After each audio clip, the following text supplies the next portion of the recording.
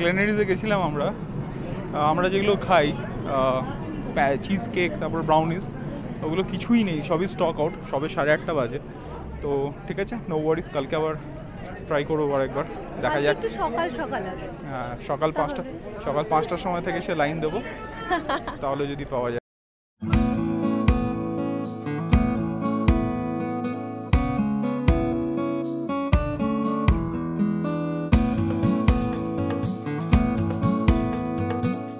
Hey guys, this is Indian Corridor.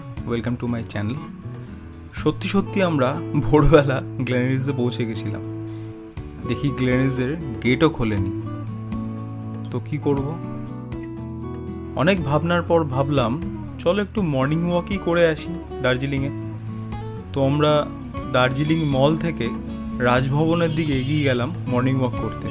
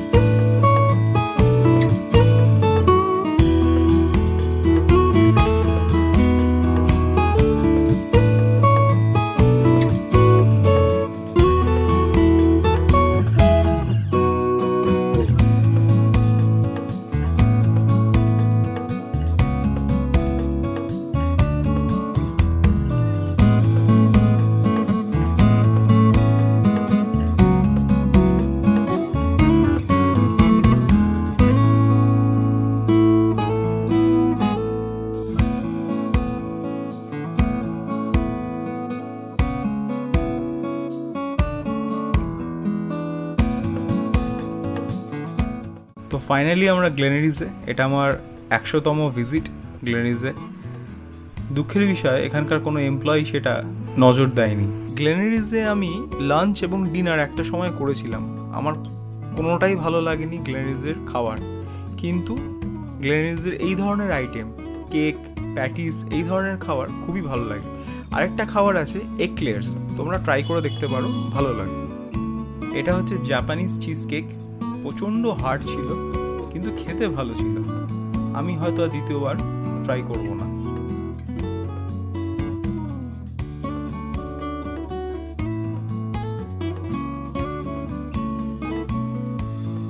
এটা হচ্ছে blueberry cheese cake, যেটা আমার পছন্দের জিনিস এবং আমি প্রত্যেকবার এসে এটা পুরোটা একা খাই, কিন্তু এবার পিলু আমার হাফ খেয়ে নিয়েছে।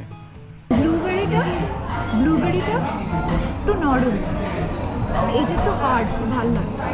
এটা হচ্ছে চিকেন কিশ, ভালো ছিল খেতে, আরেকবার হয়তো খাওয়া যেতে পারে।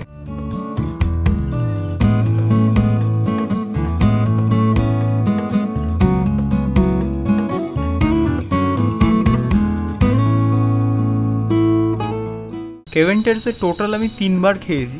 প্রথমবার শতদলের সাথে গিয়ে খেয়েছিলাম, একমাত্র তখনই আমার খুব ভালো লেগেছিল। বাকি 2বার যে আমি কেভেন্টাসে খেয়েছি, খাবার দাবার প্রচণ্ড সল্টি লেগেছে এবং আমার ভালো লাগেনি। আমি রিভিউ দেখতে থাকছি, যদি কেউ বলে কেভেন্টার্স আগের থেকে শুধরেছে এবং একটু ভালো খাবার দাবার বানাচ্ছে, তাহলে আবার কেভেন্টাসে এক না একদিন অবশ্যই যাব।